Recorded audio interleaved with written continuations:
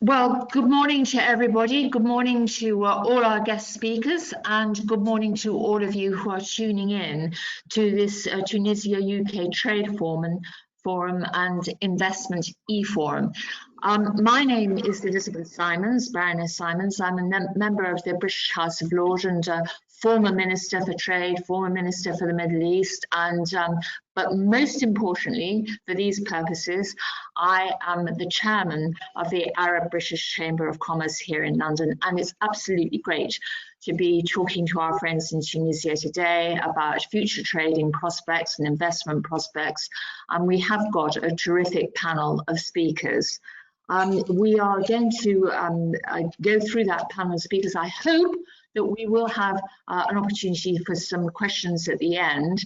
But as I say, we have got quite a big panel, and we will try to make sure that we do leave some room at the end of the session for any of you who want to send in questions to do so. I'm going to start, if I may, with the Tunisian ambassador here in London, His Excellency Mr. Nabil Ben Kadir. And Your Excellency, I wonder if you would be kind enough to start us off on our discussions today. It's a great pleasure to see you. Welcome to the webinar. I'm delighted to have you starting our discussion today. Thank you. Well, thank you, Baroness. Good morning, everybody. I would like to start by thanking Baroness Simons, Chair of the ABCC, for her kind words and for opening this important webinar. I also thank Mr. Bandar Rida, CEO of the Arab British Chamber of Commerce, and his team for their collaboration in organizing this event, as well as the Tunisian British Chamber of Commerce and its new president, Jed Marabat, for the support they provided from Tunis as our partner for this webinar. I'm grateful to Minister Ali Kouali for accepting our invitation to speak. I hope you will join in a few minutes. It's great to have the Minister with us today, despite his hectic schedule and various commitments at this particular time of the year, notably the discussion of the new budget. We look forward to listening to his keynote address, outlining his vision and commitment for a more robust economic growth and improved business climate in Tunisia, taking into consideration the challenges that my country is facing at the moment. I'm particularly delighted that His Excellency, the new British Ambassador, Edward Oden, to Tunis, who has just arrived, is able to join us this morning. I wish him all the success during his tenure as ambassador in Tunis, and I'm sure he will put his remarkable experience and diplomatic skills for the benefit of strengthening Tunisian-UK relations.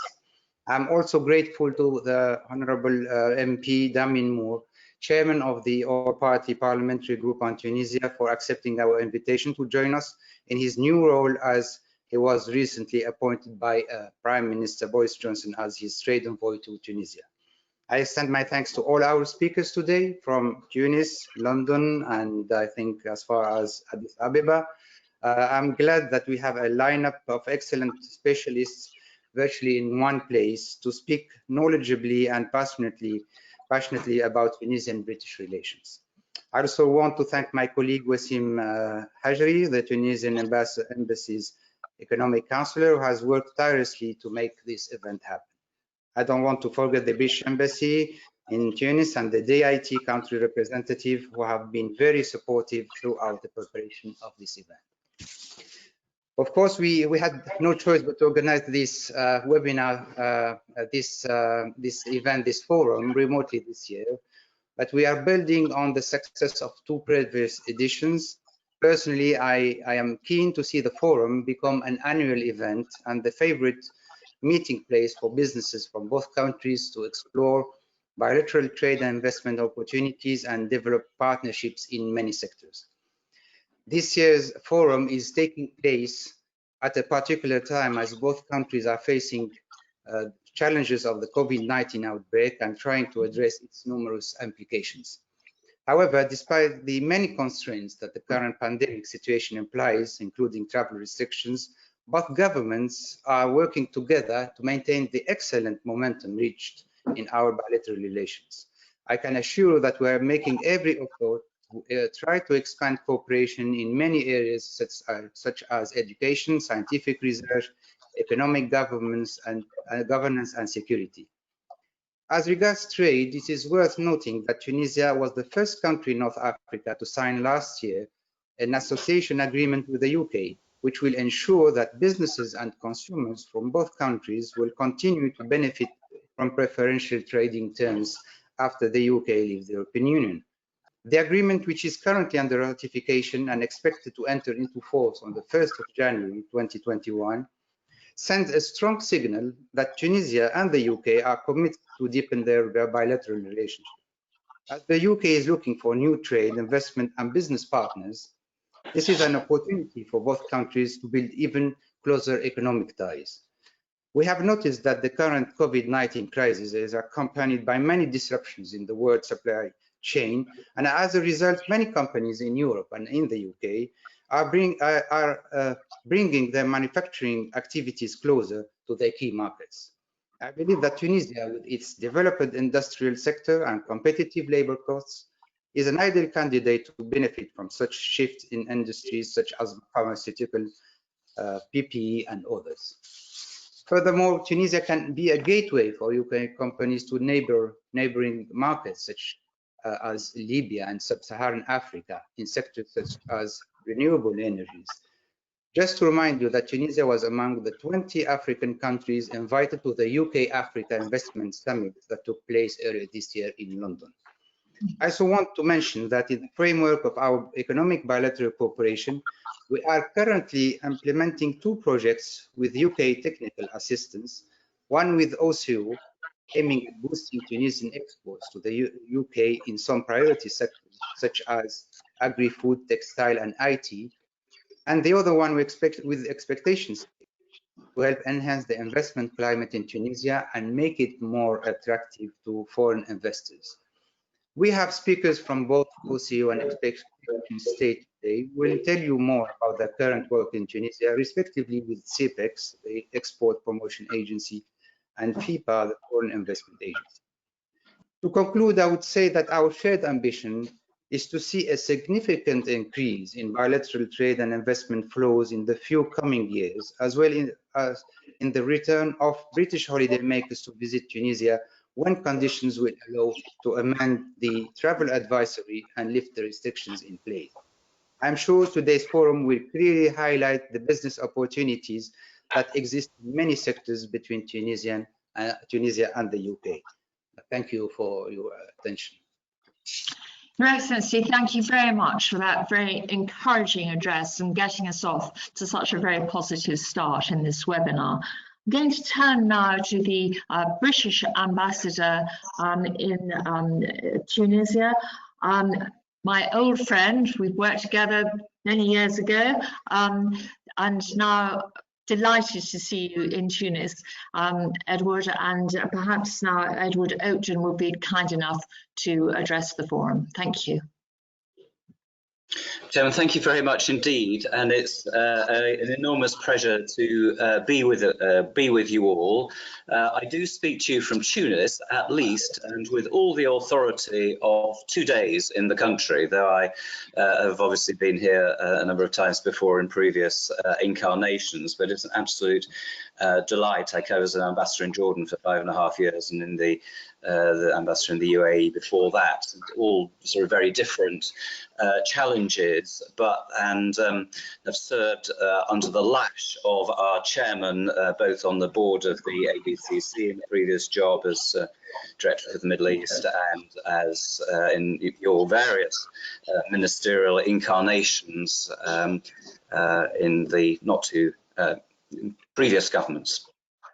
So, Ambassador, thank you very much indeed for organising this event. It's great that the ravages of the pandemic have not stopped us going forward with this. And as I'll say in a moment, I think it's really important that despite the huge pressures that the pandemic is putting on both of our countries, we nonetheless continue as far as we can to build for the future, and a better future will come. And I'll come back to that in a second, but equally, if I could just endorse your thanks both to His Excellency the Minister when he comes on, to the also to the Tunisian British Chamber and the new President there, and of course to our new, not quite as new as me, but new Prime Ministerial Trade Envoy, which, as Baroness Simon also knows, brings with it tremendous sort of political powers. A personal appointment of the Prime Minister, effectively a trade minister, but can bring a real focus and galvanizing presence to both government, and I have been the recipient of that in the past, and it's always very energizing, but also to the private sector. And it's really good to see all of our private sector colleagues alongside, as I excuse me, will come back to say at the end. We're always stronger when we work together. Government can work, the private sector can work, but we're better when we're both working in harness. Excuse me. The pandemic. We're both in both Tunisia and the UK.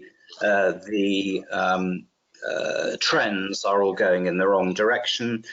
In both our countries, I fear it's likely to get worse before it gets better. Both our governments are doing everything they possibly can to address that, and again, I would pay tribute both to the health sector in Tunis as well as to our own for all that they are doing with enormous bravery against the sort of challenges that they face. But the fact is that this pandemic is going to be with us, hopefully in decreasing waves for the next several years, and at least well into next year, unless and until a vaccine is found. And you know, we've got alternatives. We can kind of sit back and say this is all terrible and we can't do anything else. We've got through it, or we can put all of our energies into combating it, of course, and to looking after our most vulnerable, but also building for what will follow. We all know that trade takes time to build. There are lead times in getting work going. Travel will become easier in due course. We're already, if you'd asked me 6 months ago, could you run an international crisis from behind a cute computer screen, I would have laughed at you. But now I think, you know, things have changed forever in how business is done, whether that is in government or in the private sector. We just will be doing a lot more in this way, and we'll be using planes less and reducing our carbon emissions and so on and so forth. So there will be an upside to this as well. But we need to start planning.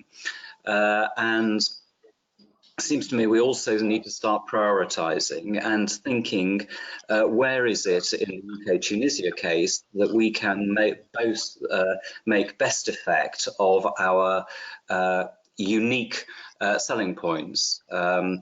Tunisia has a very proportionately very large middle class, highly educated, high expectations, deep knowledge of how Western European American business works, and enormous ambition to increase the level of interchange. Frankly, I think the levels of British trade are much too low, and investment, and there is more that we can do. There's a tremendous hunger for education here. So I would hope that we can focus around three sectors in particular. We need on the education, I think we can do a lot more on renewable and clean energy, and on the sort of financial and fintech sector, and then perhaps looking alongside three horizontal sectors, or themes. We have £2.5 billion of UK export finance cover. That can go a long way in facilitating trade, and we need to do more to release that resource. We have the promotion of FDI, foreign direct investment, which again we can be doing more in both directions. And we have the example of the association agreement, as the Ambassador just referred to, which Parliament is on the cusp of ratifying, which will be an excellent example as we move to the next phase of our own national journey out of the European Union, showing how trade can continue in an uninterrupted way post EU. So in both a symbolic as well as an actual sense, that is a really important lead which the government has given. One last thing before I conclude, I think it's really important that we also bear in mind what is behind all of this extra trade. Extra trade brings investment, brings jobs, and in both our countries, quality jobs and inclusive jobs across the country for men and for women and for all sort of parts of society, all regions, are really, really important.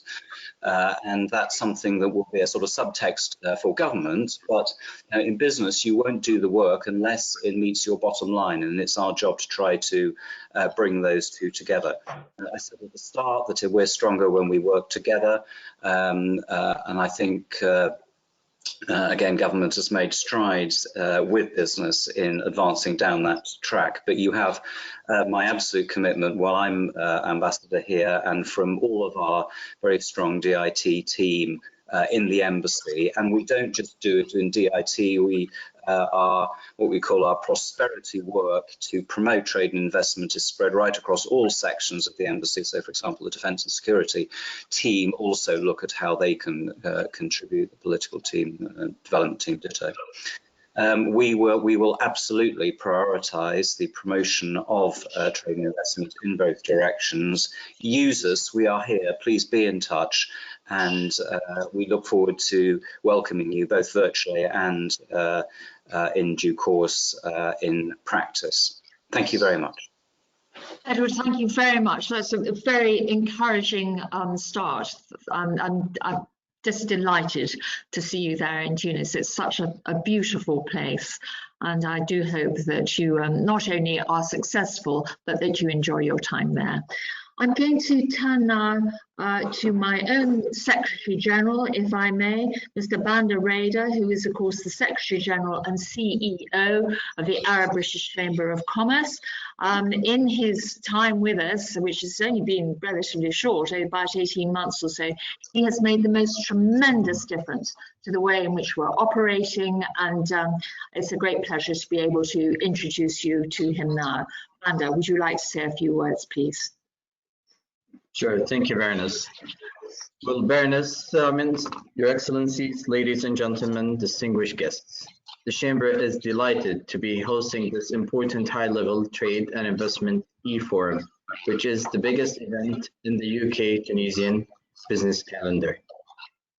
On behalf of the Arab British Chamber of Commerce, I would like to express thanks and appreciation to His Excellency Ambassador Nabil, the Tunisian ambassador to the UK, and all his colleagues for their close collaboration with us in this preparation of this major event. We have brought together an impressive range of speakers who I'm sure will send and share much light on the numerous opportunities available in Tunisia. This morning forum provides an excellent showcase for the diversified strength of the Tunisian economy and the rich potential that the economy offers to investors, whether they be interested in clean, renewable energy sectors, financial sectors, high quality food production. I look forward to listen to the presentation and gaining new insights into the various means that the UK and Tunisia can do business together. Tunis is a great country to visit with a fantastic heritage and wonderful, hospitable people. In the new business environment post-COVID-19, the post-Brexit, the Chamber is well equipped and prepared for the upcoming challenges, and we are always ready to assist companies seeking to engage in achieving success in the Tunisian market. We invite any companies involved in the bilateral commercial activities to approach us and to join us so they can access the market use of our services. I'm confident that this trade and investment forum will provide to be just a successful and productive dispute the different condition in which we find ourselves in. I look forward to much closer cooperation between Tunis and the UK going forward. Thank you very much. Thank you, Baroness. Thank you very much, Banda. We turn now, if we may, please, to Mr. Jed Marbet, who is President of the Tunisian British Chamber of Commerce. Mr. Marbet, would you be kind enough to address some words to us, please? I think so. You need to unmute yourself. Mr. Marbet, can you unmute yourself? It's okay right now, I think. Yeah, it's great. We are now. Yeah, lovely. Thank you. Thank you so much. Thank you so much to Baroness Simon, great friend of Tunisia. Dear Excellencies, Ambassador Nabil Ben Khadr, dear Ambassador Edward Octon, Honorable MP Damien Moore, honorable guests, my dear colleagues. In the first place, on behalf of ABCC, I want to thank you very much to the ABCC, to Tunisian Embassy in the UK for co-hosting this third edition of this crucial event during such a special time, which reflects actually on the economic Tunisian-British partnership and the continuous bilateral efforts to pave the way to future opportunities. Also, I want to thank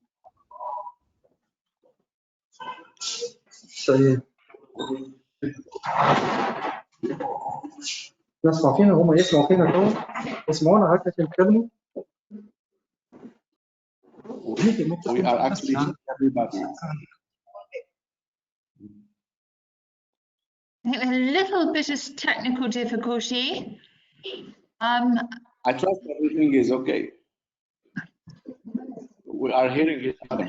Okay, I understand it's the minister who's trying to connect. I'm sure that the minister will be connecting very shortly. But in the meantime, Mr. Marbet, if you can continue with your remarks, that would be very helpful. And we hope that everybody can hear you.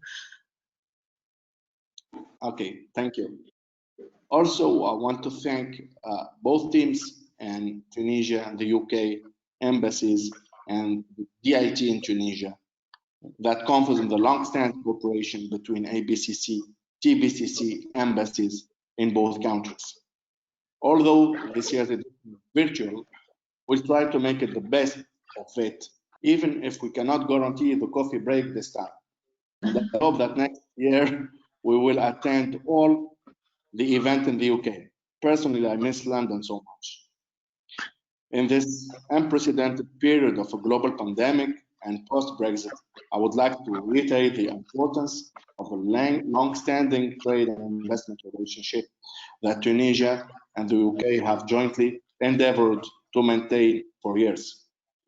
As we are approaching the effective Brexit transition period by the end of 2020 and the end of the quota regime, a new era for greater Tunisian-British cooperation will hopefully rise by increasing bilateral agreements in terms of trade and investment. In this context, let me remind the association agreement concluded in 2019, which is about to enter in force upon the approval of Tunisian Parliament. I trust it has been scheduled 2 days ago for the General Assembly of Tuesday 20th and did not pass to vote still. This said, I may highlight the strong bond between the two countries, as Tunisia was the first North African country to sign this agreement with the UK. In fact, this will ensure that investment partnerships would still benefit from the preferential trading terms on agri-food sector industrial products. Thus, let's work on making Tunisia the gate to access Africa and develop the North-South-South partnership. By this challenging time, we need to deepen and strengthen the ties in various sectors like IT, fintech, tourism, textile, finance. To conclude, we trust that the appointment of Ambassador Edward Octon as UK ambassador to Tunisia, and Honorable MP Damian Moore, Mr. Prime Minister's envoy to Tunisia, will be very fruitful. The ABCC is looking forward to growing opportunities that are in line with the near future with greater sustainable cooperation. UK is great, Tunisia is great. Let's enjoy doing business together. And thank you very much. Thank you very much, and that was a very encouraging salutation to everybody's, and very good to hear. Thank you. Now, I have not got the minister on my screen yet, and I'm just going to is the minister connected to us? All right. Minister, can you hear us? I think that I can hear you. Do you hear me? I can hear you, but we just can't see you, sir. But I think it might be helpful if you were to be kind enough to say some words. Even if we can't all see you, we get the message that you want to put to this webinar meeting. That would be a tremendous boost for us all to hear what you have got to say. So it will be my pleasure then. Do you hear me properly? I can hear you as clear as a bell, but I just can't see you, sir. So, but it's what you've got to say. I think that is important. And my colleagues, I'm looking around. I think everybody else can hear you. I'm looking at my guests where nods all around from colleagues here on the screen, sir. So if you would be kind enough to address us as you are, the Tunisian minister, who is of enormous importance clearly to us in this conversation, and we would very much like to hear what you have to say. So, Your Excellencies, ladies and gentlemen, first, I am sorry that we cannot have the best, let's say, the best connection. I would have really have had the pleasure to see you and to enable you to see me. But I hope that next time, once COVID will be behind us, we will have the opportunity to meet face to face. And first, if you allow me, I would like to thank the Arab British Chamber of Commerce and the Tunisian Embassy in London, as well as the Tunisian Chamber of Commerce locally, for organizing this event. I would like as well to warmly thank you, our good and old friend, the Honorable Baroness Simons of Welham, who, as a dean, we can say, who has always shown an unwavering support to Tunisia, and for inviting me today to this conference. If you allow me as well, I would like to thank Her Excellency Louise de Sousa, who will leave us soon, for all what she did during her stay in Tunisia, and I wish her the best for the future. I would like also to warmly welcome His Excellency Edward Ogden, who was already nominated as UK Ambassador to Tunisia, and who will be officially with us soon. And finally, and with the congratulations, we cannot forget Mr. Damian Moore, who was newly appointed Minister Trade Envoy for Tunisia and Libya. And I am sure that all together, we will do some great things. A wise man said, extraordinary times call for extraordinary measures. I believe that the world today is going through extraordinary transformative circumstances. COVID-19 pandemic is deeply reshaping the global economic with many challenges to overcome and plenty of opportunities to face. The resilience of Tunisia has been proved. And we have shown a great potential in many sectors, many success stories, these days, whether in healthcare industry or whether by developing Tunisian-made solutions for treatment, by proving that remote work is possible in our country, by setting up some artificial intelligence system, and we cannot forget what the food industry and the agriculture have done during this containment.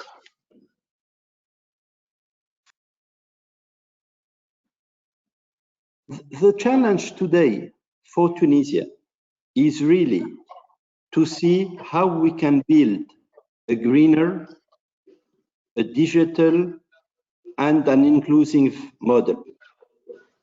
True that since a decade, Tunisia had made considerable advancement in its democratic transition, that we took significant steps in creating a more friendly environment for business, simplifying administrative procedures, encouraging private and foreign investment, putting in place a set of ambitious reforms, and the draft of budget 2021, who was presented a few days ago, plans to simplify and unify corporate taxes rates. All these are important steps to improve the business climate in Tunisia. Just to show an example, if need be, Tunisia moved up 10 spots in 2019 and 2020 in the edition of Doing Business report, and we are now ranked 5th in the African scale. In the coming months, 11 additional improvements are expected, and this will also add the competitive advantage of Tunisia. We can also see some important successes, and the Startup Act law, who passed in Tunisia 2 years ago, has enabled Tunisia to become today the first country in Africa and in MENA region to attract startups according to the Startup Visa Program Attractiveness Index. All these distinguished guests can tell us that today the world is considering a new value chain to better control all strategic sectors and business continuities. I believe that Tunisia and UK both believe that diversifying businesses and partnerships could be strategic for our economies. Tunisia, I believe, is perfect to fit this approach and could be a real opportunity for many companies for an efficient relocalization of their activities in the Mediterranean Sea. This could be seen as nearshoring instead of calling it offshoring. If cost, quality, quick access to market are selection indicators, then our partnership will be successful. The pool of skilled labor, most of whom are English speaking today in Tunisia, the richness of the ecosystem focused on new technologies and innovation, and the respect of international norms and regulation are good reasons as well to truly believe in our partnership. And to be frank, the relation between UK and Tunisia have been there since centuries. Yes. Guess what? First treating regulating trade between Tunisia and Britain was set up in, and I was amazed when I saw it, 1662, so in the 17th century. Since then, our two countries have made significant progresses in trade and investment. And today, I am proud to say that exchanges between Tunisia and Britain have grown up to reach 1.7 billion dinars. I strongly believe that our two countries can even develop more our collaboration.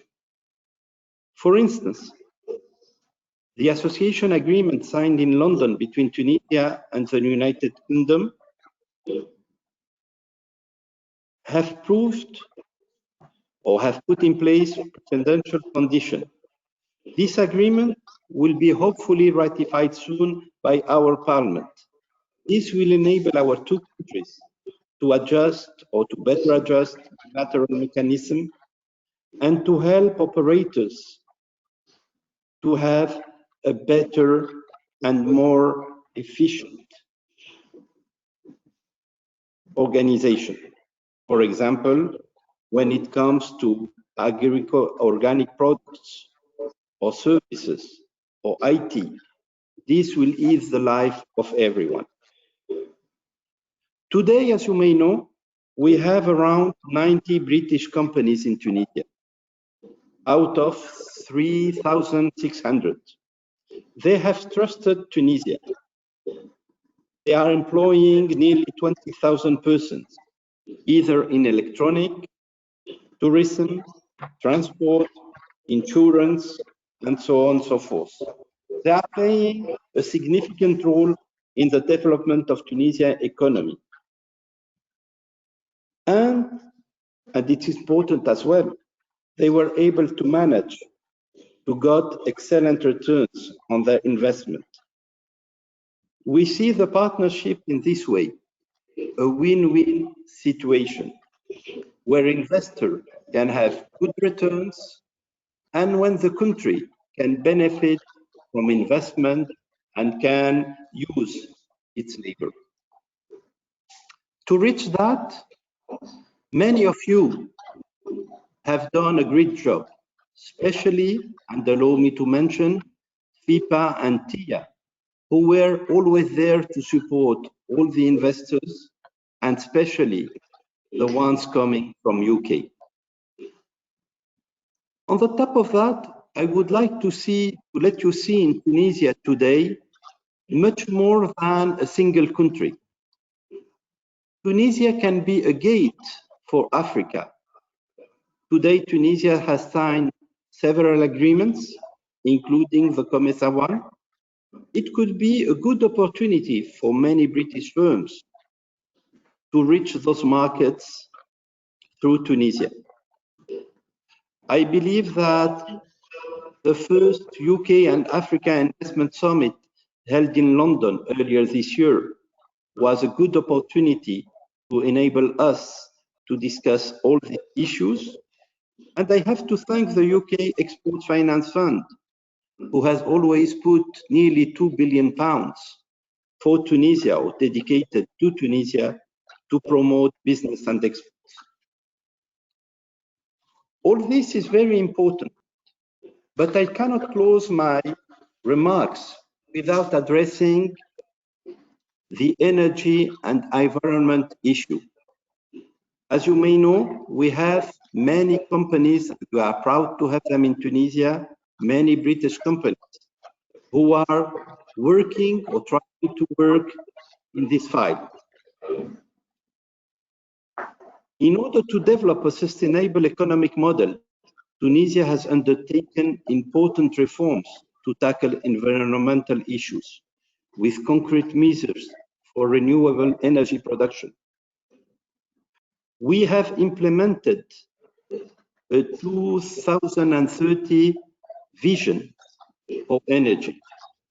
And with this vision, we are targeting to reach with renewable energy a mix of 30% by 2030. Earlier this year, Tunisia and UK have discussed expanding areas of intervention, including in the energy sector. And the outlook of these talks are very encouraging today, and this shows, if need be, the British interest in investing in this area. Another good opportunity will be the participation of Tunisia in the 26th session of the UN Conference on Climate Change, expected to be held in November 2021 in Glasgow. And we will have then the opportunity, I hope, that time, to discuss face-to-face a true partnership in energy transition and comfort a carbon transformation and reduction program. Ladies and gentlemen, dear friends, I truly believe that for all of you, if not done yet, it's really the right time to believe in Tunisia.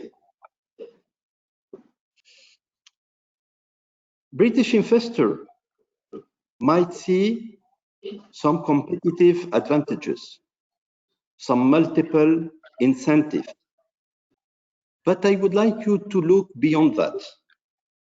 Tunisia is today a burgeoning new democracy, embracing a young and hopeful entrepreneurial spirit, a dynamic cultural and social life.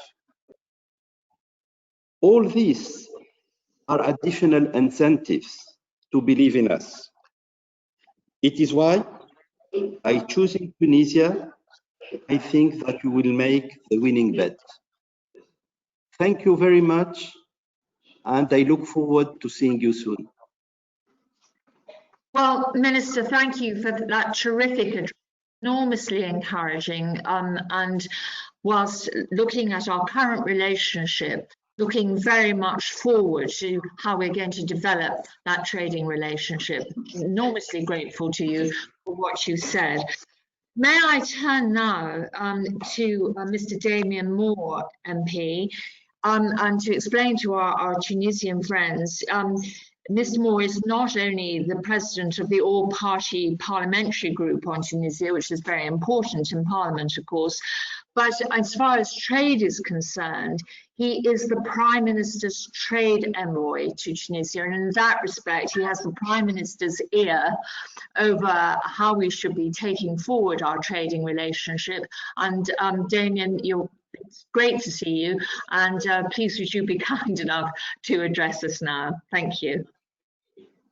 Well, thank you, Madam Chairman, Your Excellencies, distinguished guests, ladies and gentlemen. I'm absolutely delighted to have been appointed by the Prime Minister as his trade envoy to Tunisia, building on the work I did with the all-party parliamentary group. In this role, I'll be working to support the UK and Her Majesty's government to strengthen our trade and investment relationship with Tunisia, working closely with Her Majesty's Ambassador Edward Oakden and building on our strong relationship with Ambassador Kadir. For those Tunisian businesses here today who are looking to the UK, you've got good reason to. In terms of business environments, the UK is officially one of the easiest places in the world, offering one of the best tax environments, particularly for research and development, and we're proud to boast a robust, flexible regulatory environment. In light of all this, I hope to be a voice for the best of what the UK has to offer in role as PM's trade envoy, and to make trade and investment work for the UK and Tunisia. This ambition will be facilitated by the entry coming into force in January 2021, the UK-Tunisia Association Agreement, once ratified through the Tunisian Parliament. This agreement will ensure continuity of our bilateral trade worth £625 million.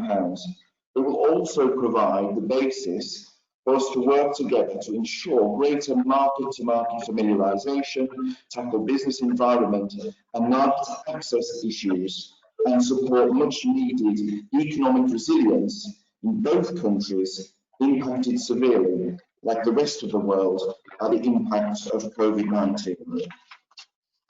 For this trade partnership between our two countries to work, both for Tunisia and for the UK, it's not just the capital cities in those countries, but the whole of those countries. Already, we have incredible examples of UK-Tunisia trade creating jobs outside London and outside Tunis. An example of this is Clark Energy, who spoke at this forum last year, whose global headquarters is based just 20 miles from my Southport constituency office in Liverpool, and who have chosen Tunisia as their Africa headquarters and provide energy solutions across the length and breadth of that country. My work will also be facilitated by the UK Export Credit Agency, UK Export Finance, who recently increased their risk market appetite for Tunisia to £2.5 billion and are eager to support more Tunisian buyers to access British goods and services.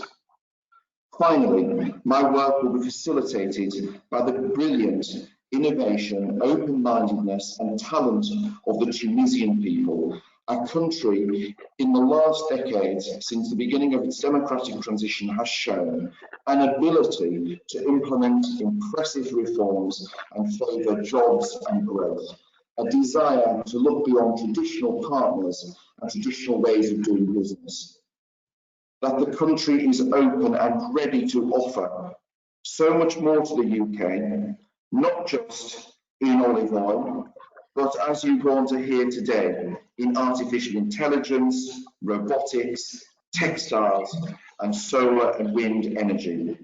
Thank you very much. I look forward to working with you and seeing you as soon as possible. Damien, thank you very much for that very positive message, and you've got a terrific new ambassador in Tunis to be working with. And of course, you know, we here in London at the Arab British Chamber, we give you all the help we can in the role that you've got, and I'm sure you will be outstandingly good at it. Thank you very much indeed. Ladies and gentlemen, we're going to turn now to the session on foreign direct investment opportunities. And I'm very pleased to say that we are going to start by hearing from Mr. Raymond Asfour, who I can see very clearly on my monitor. He is the CEO of Expectation State. Mr. Asfour, would you be kind enough, please, to address us? Thank you. Certainly. Thank you very much, Baroness. Well, ladies and gentlemen, it's a pleasure to be here virtually with you this morning. What I'd like to do in the short time available is give you a little bit of an overview of who we are, what we're doing, and consequently the vantage point that gives us, and then look a little more concretely at FDI opportunities through the lens of what's changed in global markets in the last 9 months and what that means for Tunisia. Expectation State's a purpose-driven company working to increase both the quantity and quality of investment into our focus states. We're a UK headquartered company, but we've invested quite significantly in Tunisia as a focus state for ourselves. We have a subsidiary in Tunisia, a full-time team in country, and have really committed to the country and the market. Over the past few years, we've been working extensively between the Tunisian government, the private sector, and international investors around the globe to better position Tunisia as an investment destination, including most recently supporting the government in the establishment of a private sector support unit in response to the pandemic earlier this year. And that's work that's being funded by the UK government through the British Embassy in Tunis. We're in a really interesting position of working both with the investment ecosystem in Tunisia, but also international investors in source markets around the world. And it's from that vantage point that I'd like to bring just a few insights looking at FDI opportunities through the lens of changes of the last 9 months. And it's clearly been a very turbulent 9 months, up to 70% drop in foreign direct investment in some key sectors globally. And that's thrown up new considerations for emerging and frontier markets around the world. And I'd like to touch on 3.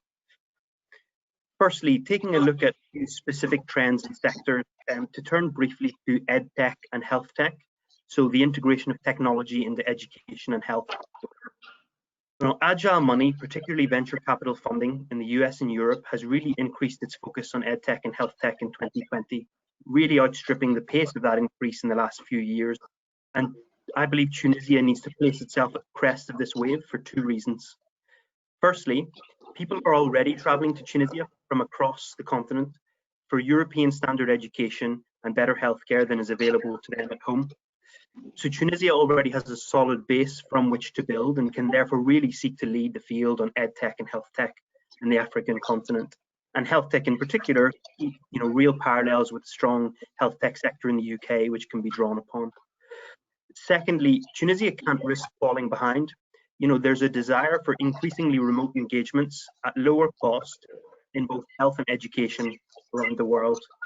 If Tunisia doesn't embrace health and edtech, there's a danger that customers and therefore investors will go elsewhere. So really, Tunisia has the need to build upon the momentum it has around being already a bit of a port for much of the African continent in these two areas. Secondly, to touch on business process outsourcing, so BPO, and here we're talking about companies subcontracting core business functions often overseas. The BPO market was expected to grow by around 75 billion between 2020 and 2024. But interestingly, during the pandemic, there were indications that businesses started to get frustrated with the rigid BPO contracts that they saw themselves locked into at a time when they wanted maximum flexibility. So this tells me that we have a growing demand, but a not quite right solution from the market.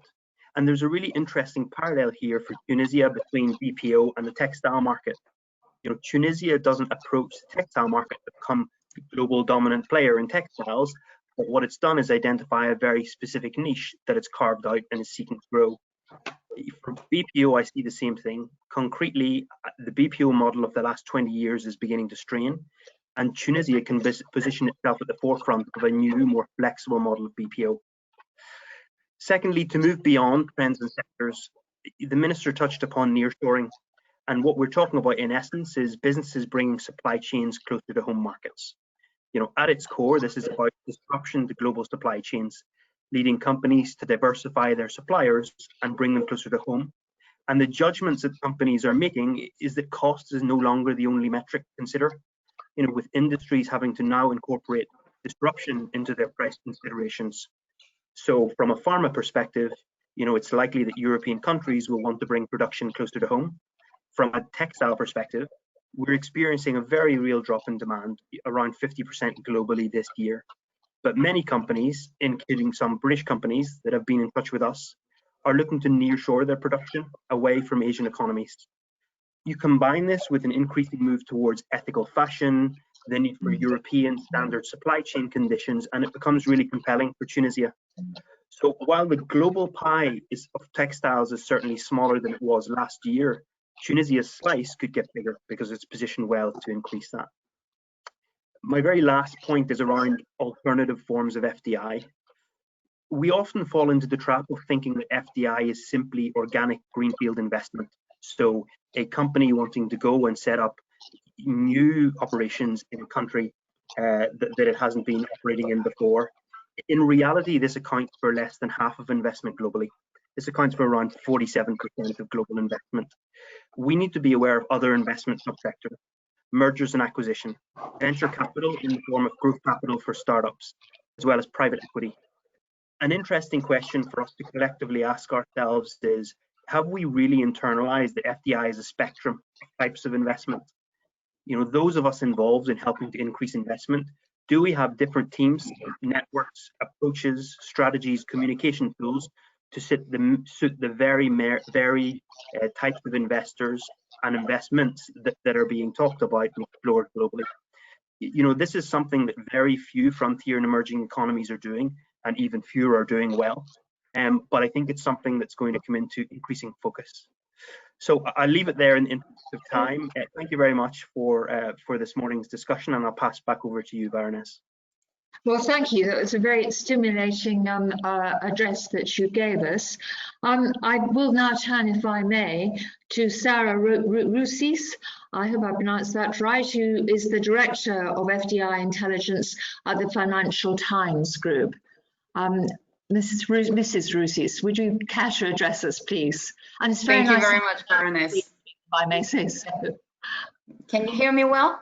I can hear you perfectly. I hope everybody else can. I think everybody else is nodding. Yes, good.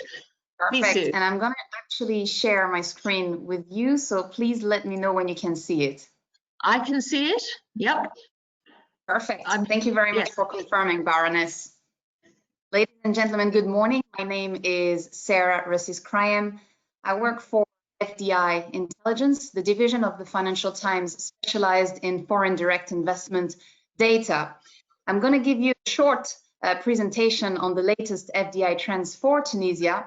And the data that I'm going to show you is based on the Financial Times proprietary database called FDI Markets, which tracks greenfield investments in the whole world in all sectors.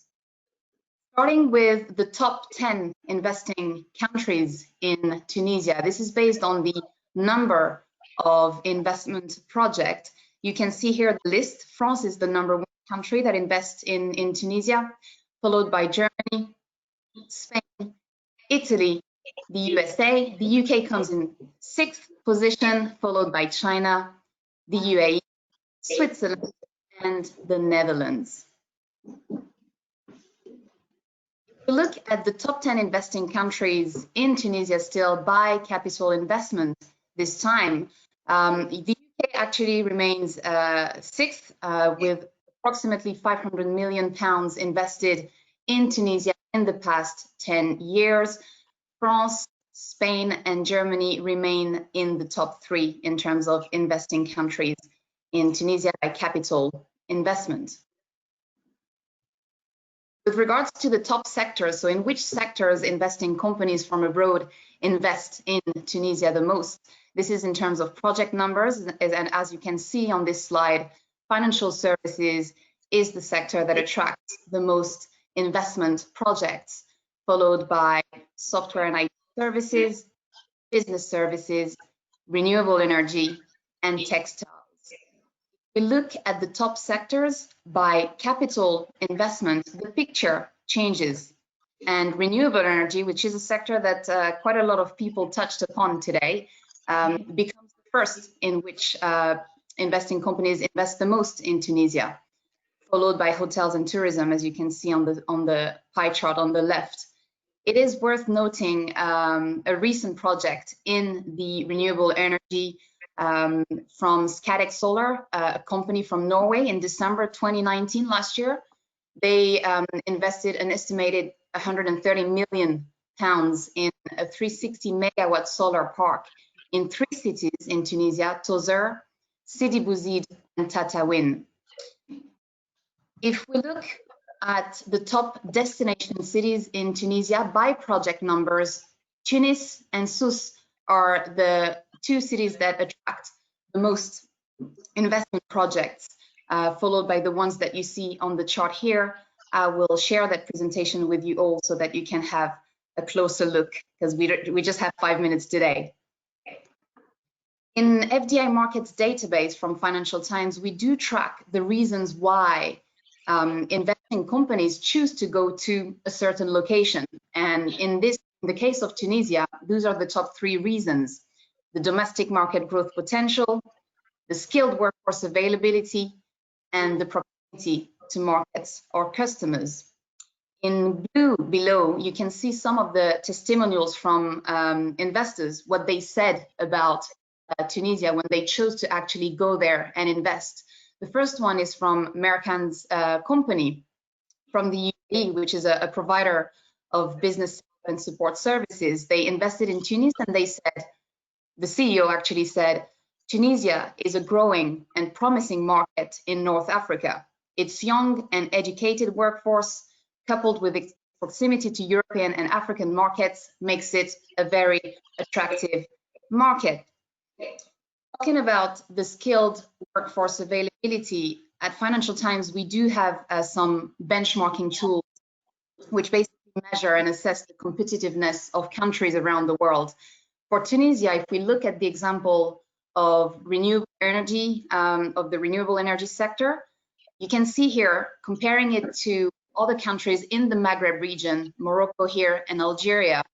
In terms of number of researchers in R&D per million people, Tunisia has a greater number of R&D people than Morocco and Algeria. If we still remain in the renewable energy sector in terms of operating costs, so how much is it going to cost an investor to actually go there and set up a business? Here we're talking about labor costs. Tunisia has lower operating costs, which is good news for the investors. Here we're comparing Tunisia against Algeria and Morocco, and you can see in the table how much it would cost in terms of labor costs per country. This is in euros. In FDI Markets database, finally, I'm going to finish on that. We do track future investments, so intentions to invest in Tunisia and other countries. In June 2020, PepsiCo, a big food and beverages company, basically announced an intention to invest in Tunisia as well as 2 other countries in Africa. So intentions to invest are actually increasing in Tunisia. And I include some useful links for you all here. I'm going to share that presentation with Wasim and the organizers. And if you have any question on data about Tunisia, the UK, or any other location in the world, please get in touch with me. Thank you very much, Baroness, and all of you.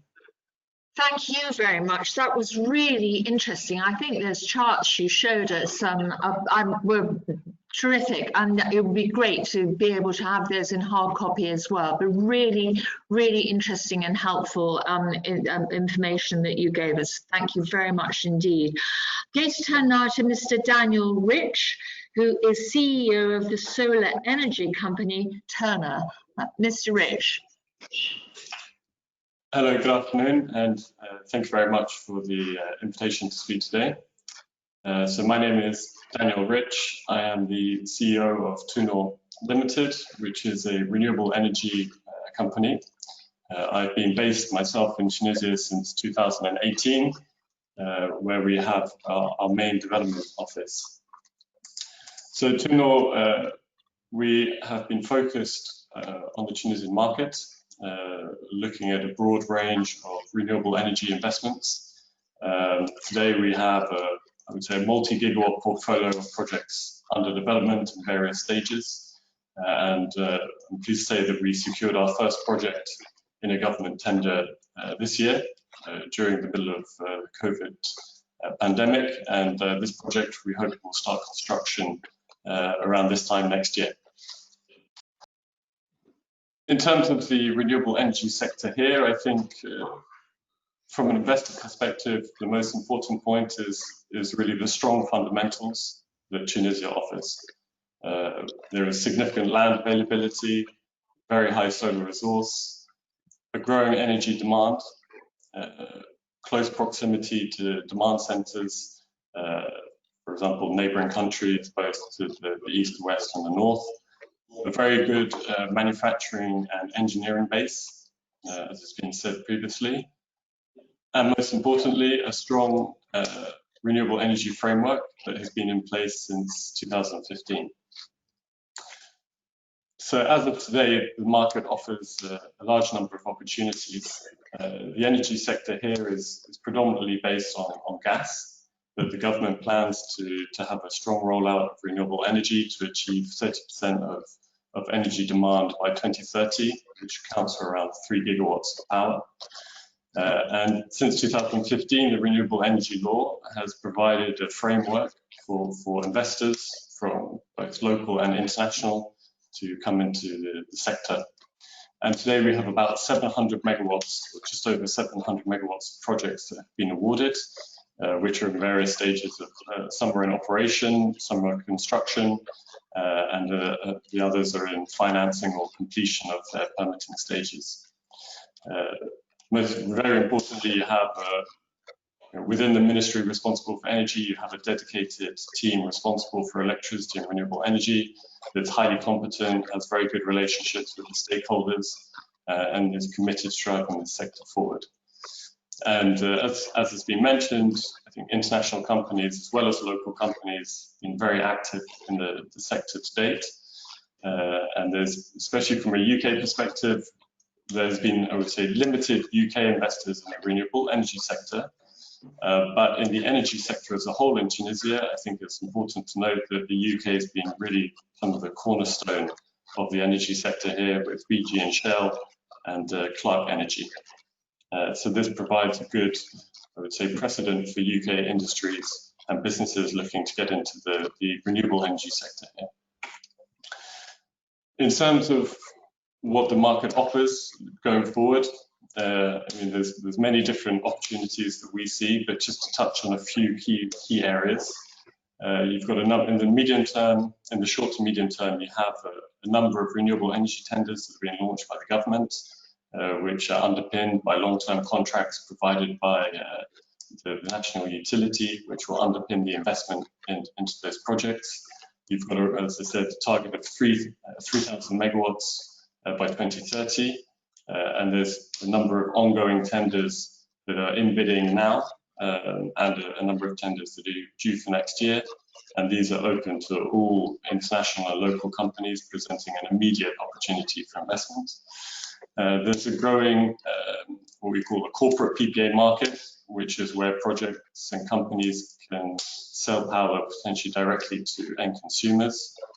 This framework is under development, but there's a significant demand coming from industrial companies looking to secure new sources of power, provide a hedge against future price fluctuations in the fossil fuel market. And I think some areas where the UK offers huge potential is in storage. This is a big global issue with renewable energy, and it's an area where UK companies and the UK market has a lot of experience and a lot of strong players.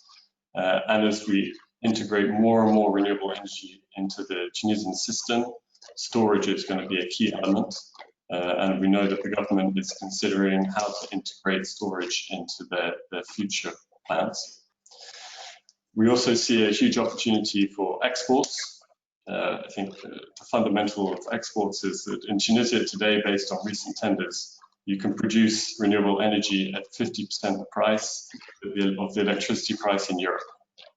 So you have, if you have any other product that was 50% cheaper than your market, it would be a huge opportunity. Today in Tunisia, we have a physical barrier, which is the lack of interconnectors. But we're very encouraged to see that the governments of Tunisia and Italy are making strong progress on interconnecting their markets within the next 5 years. And that will provide a huge opportunity for low-cost renewable energy production in Tunisia, not only to supply the local market, but also to be exported into Europe. And finally, I think if I was sitting here this time last year, I wouldn't have mentioned this, but one of the biggest developments in our sector has been to focus on green hydrogen. This is a multi-billion-dollar effort that's being progressed across the world with some very large projects in the UK, in Europe, in the Middle East, and in Australia. And this is essentially using low-cost renewable energy to create green hydrogen that then can be used across the value chain in energy production, in various different processes such as jet fuel, ammonia production, steel production, and cement production. So hydrogen presents, I think, a long-term opportunity for investors and the Tunisian energy sector as a way to stimulate significant jobs and create huge investment into the country. Thank you very much. That was a comprehensive review, and for which I'm sure we're all very grateful, and it was very interesting. Now, next on my list of speakers, I have somebody from Asoko Insight, but I do not see the lady's name in front of me, and I think maybe, is she there? Yes, it's Mrs. Awoy Habite. I'm sorry if I pronounced that badly, but I do now have you on my screen, ma'am. Can you hear me? Mrs. Habite, can you hear me from Asoko Insight? Because can you unmute your? Hello, can you hear me? Hello. Terrific. We can hear you. If you can give us a brief exposition, because we've still got quite a number of speakers, so if you'll be very kindly give us a few words from the position of ASOCO Insight, that would be very helpful. Thank you. No problem. Thank you so much, Baroness. Your Excellencies, ladies and gentlemen, good morning. My name is Raina Abte. I'm a Senior Project Manager at ASOCO Insight. ASOCO is a data platform for high-growth African companies. We facilitate financing opportunities for African companies in addition to conducting on-the-ground market research for various investors and corporates that would like to come into the African continent. We are based out of London and currently operational in 11 African countries, including Egypt and Morocco from North Africa.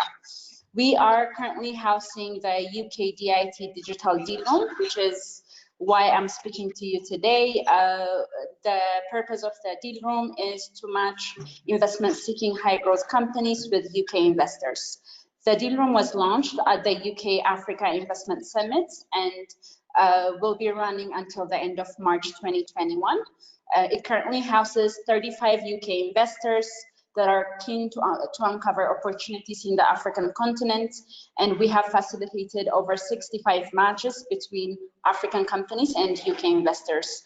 The deal room has 80 verified published deals currently available, and only 2 of them are from Tunisia, unfortunately.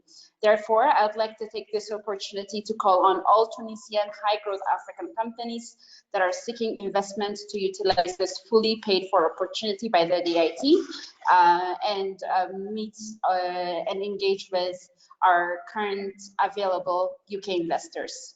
So any company that is currently making above $500,000 per year and has been operating for at least 1 full calendar year is qualified. And you'll be able to find my contact details with event organizers. Baroness, I'll send you my details if you don't already have it, and I'll be happy to speak with any Tunisian company that is seeking investment. I'll keep this short as promised and looking forward to connecting with you all.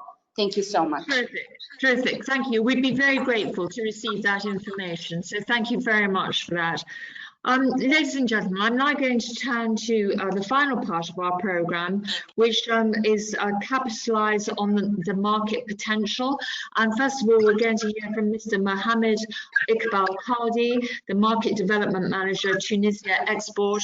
I must say to everybody in this section, thank you for being so very patient.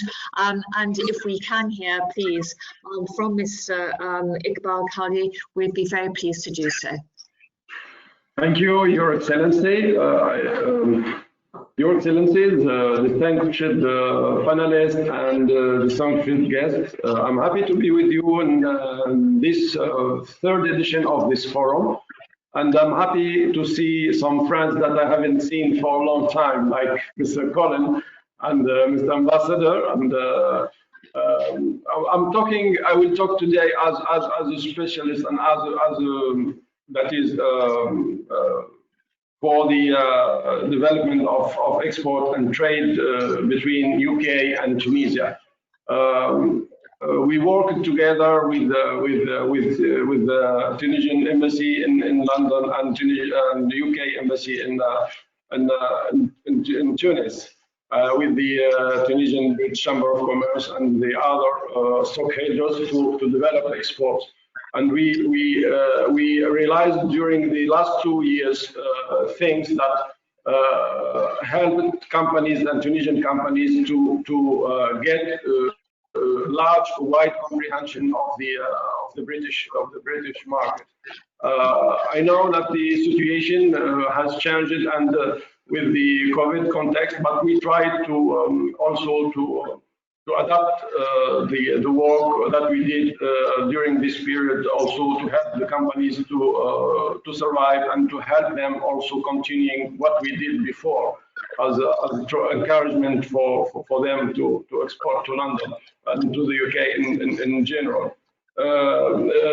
Trade between our respective countries is still not in the level that we would like to be.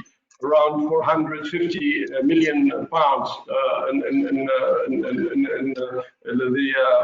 the volume of the exchange, about 250 million pounds of exports and 2 million of imports.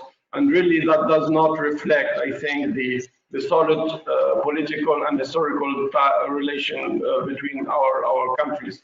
The continuation agreement that have been signed also, I think that on the bilateral level and when ratified, they will give a boost to our export. And because the potential is there, we have a great potential that we can develop together. Around 185 million in potential of exports, and the same, I think, in imports that we can develop together. And here I urge the politics and politicians from the two sides of the country, and I ask Mr. Nabil and His Excellency Ambassador of UK in Tunis. I think that's time to start the preparation of the free trade agreement, the new free trade agreement. That we know that the continuation free trade agreement give the chance for the continuation process. But I think a good start of negotiation of a bilateral free trade agreement will with new rules of origin, with the new negotiation of quotas for the agricultural sector, will give a further boost to trade relations between both countries within the post-Brexit context.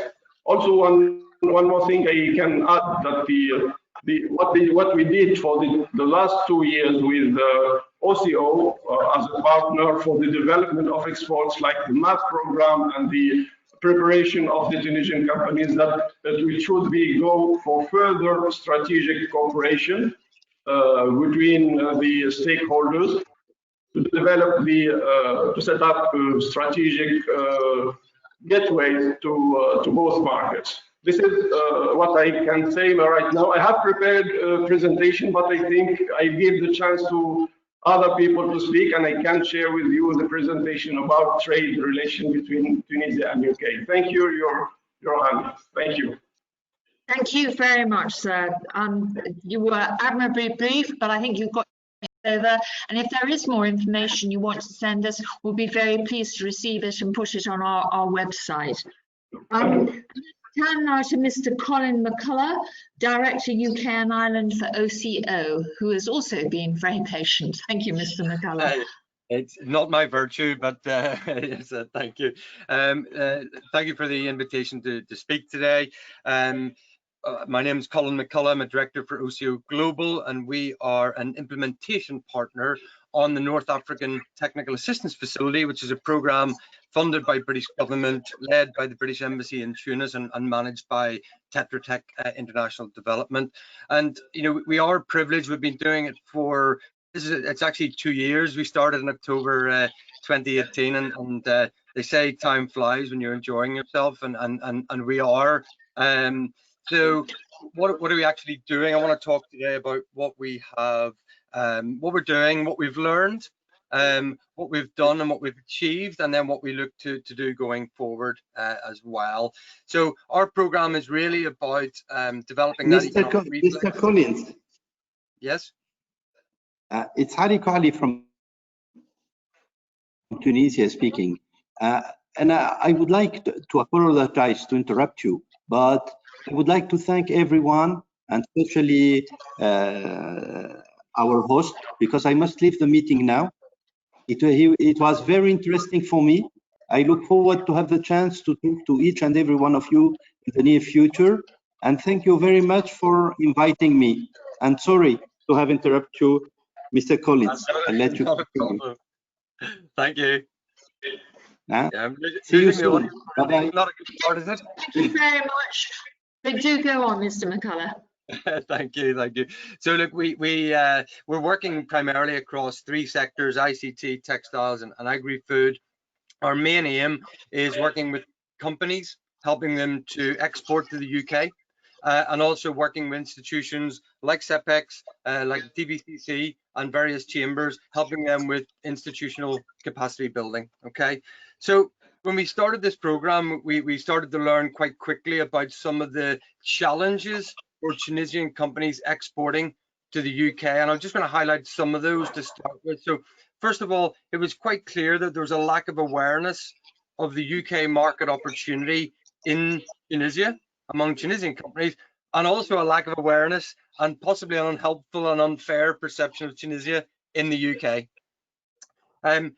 We found that companies in Tunisia, they have great products and they're very, sort of passionate about their products, but they don't necessarily, they get too focused on that rather than understanding the needs of the customer and really the power of marketing around that as well. So there was a bit of a sort of mindset shift that was required.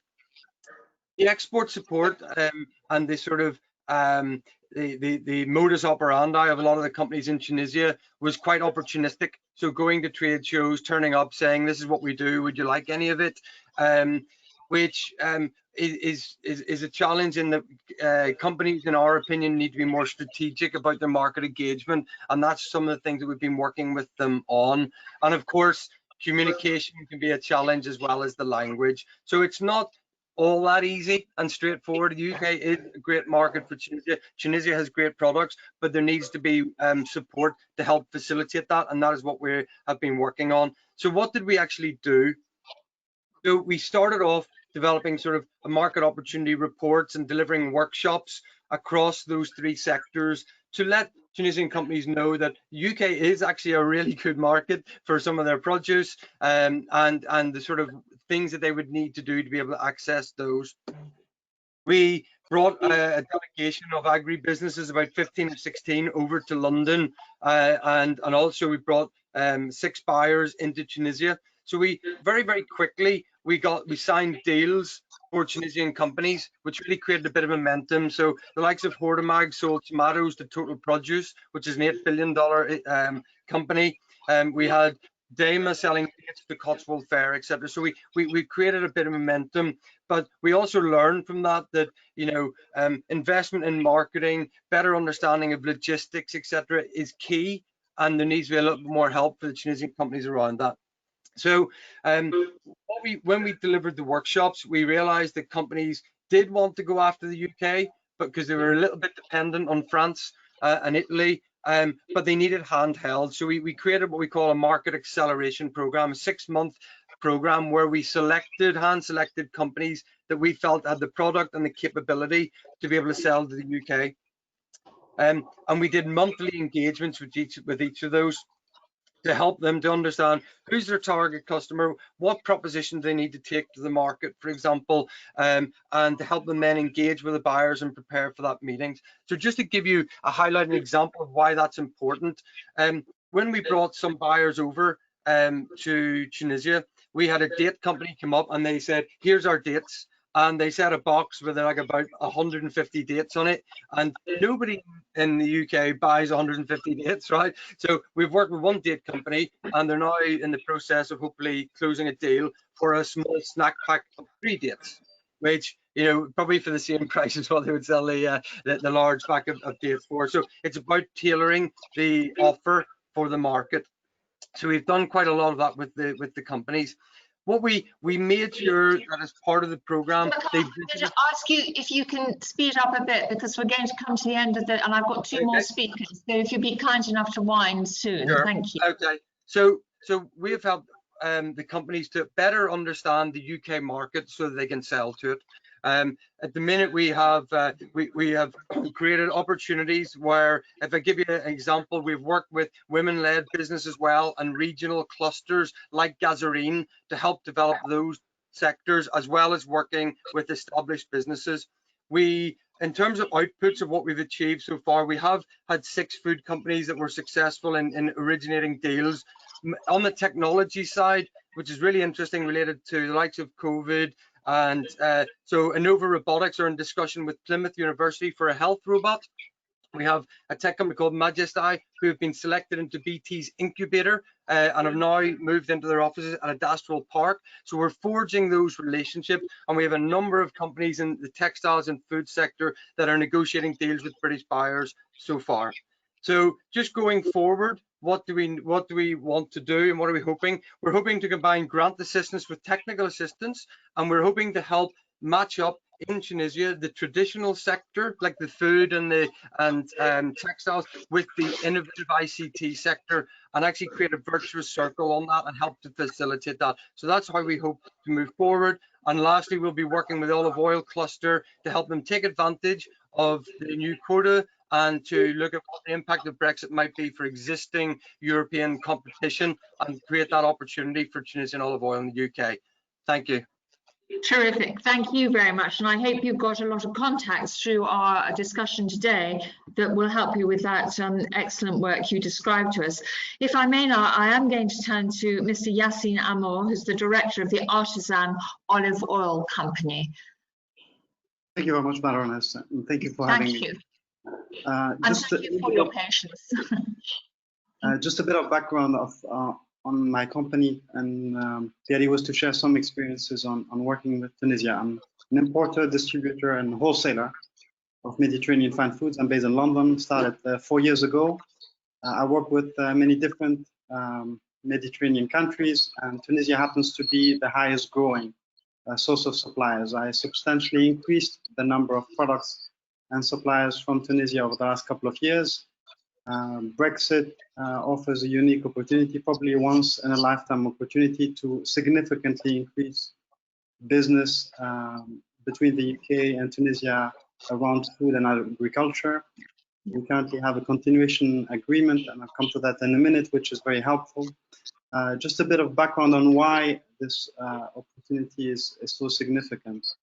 Working with many UK retailers, what I've seen, particularly over the last 12 months, and leaving aside COVID, is a very high focus at the highest level of management on supply chains that relates to certainty of supply, that relates to currency, customs duties, and diversification. This means that Tunisian products, which are competitive in packaging, quality, and price, are very appealing to many retailers, and will probably be even more so in a couple of months. Just to share some experience on what I have noticed in the UK market, there are many products that fall in line with trends that are driving consumers in the UK. Organic being one of them, vegan being another one, and free from products being another one. If we look on the Tunisian side, obviously we have many excellent artisan producers, but what is key to drive momentum and scale is to have the bigger players in Tunisia look very seriously at the UK market. Very pleased to hear that over the next 12 months, the number of BRC certified food companies in Tunisia will increase significantly. This means many companies will now be in a position to talk to supermarkets, which is where the bulk of the business is. Within this segment, there are two layers. One is very often overlooked, which is the own label business.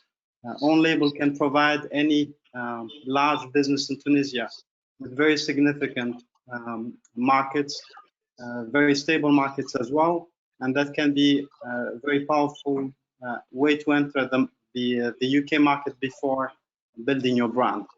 Coming to the framework, we currently have a continuity agreement, which is pretty much a replica of the EU-Tunisia agreement, which is helpful from many perspectives, but a lot more can be done to boost business if we were to have a free trade agreement with no quotas and no customs duties on products that are not produced in the UK. Obviously, everyone thinks of olive oil, and the quota system is one aspect that does create a cap for sizable Tunisian operators, but there are many more products, be it products that can be produced on a large scale, or products which are very relevant for Tunisia as well, which can be higher end and higher value added products, which can offer a UK retailer differentiation, and in Tunisia can offer products which per head, per employee, can provide a higher and more sustainable income. So The opportunities are big. Retailers are open to discussions and to finding new suppliers, particularly if they have the certifications, and Colin alluded to them, if they have the packaging, and if they're willing to invest in the market, because obviously it's not about telling how great your products are, it's about investing in marketing and making sure you have commercial success. And I'm very pleased to see that the number of Tunisian companies looking at the opportunity has increased, and I hope we'll see a very significant increase in the sector from the current levels, which I have to say are quite low. Thank you very much. That's enormously helpful, and you obviously already have some relationships that are building, and congratulations with that, and I hope you go on to further success. And now the award for the most patient person on the panel goes to Mr. Jean-Philippe Said, who's the Principal Portfolio Manager of Development Partners International LLP. Mr. Said, would you be kind enough to address a few words, please? Thank you. Absolutely. Thank you very much, Baroness. Thank you very much, everybody. Unfortunately, I had a hard stop at 12, so I do have literally a minute. But like I just wanted to say, we are a Pan-African focused private equity fund. Earlier this year, we've done what is probably the largest private equity, non-infrastructure private equity deal in Tunisia, investing $56 million into SICAM, a producer of canned tomatoes. We are very excited about Tunisia for several reasons. There's very educated population with entrepreneurial spirit. The recent market devaluation or currency devaluation has made Tunisia very competitive compared to neighboring countries in Europe. And because of trade agreements and its geographical positioning, it is also very well poised for export into Europe and the rest of Africa. For these reasons, we're very excited. We have several other deals in Tunisia in our pipeline. And although SICAM has performed exceptionally well during the COVID pandemic, unfortunately, we have seen that some of the other Tunisian businesses have been a little bit less resilient to the COVID pandemic than others we've seen. For example, because of a heavy reliance on exports to Algeria and Libya. So there's been, quite a bit of suffering from these businesses because of the border closures. Nevertheless, we're confident that things will recover soon, and we'll be able to make further investments. Another thing I wanted to add is we also were very appreciative of the legal and fiscal framework in Tunisia. We found our investment to be very easy to make and to structure compared to other jurisdictions. So we were able to do this in record time. And another thing that makes Tunisia very exciting for investments from a private equity perspective is the strength and depth of the capital market in Tunisia. The Tunisian Stock Exchange is a real viable exit for private equity companies because it is highly liquid, has big depth, and it also has a large share of foreign investments, which was something very surprising for me to discover. So overall, we're very excited about Tunisia.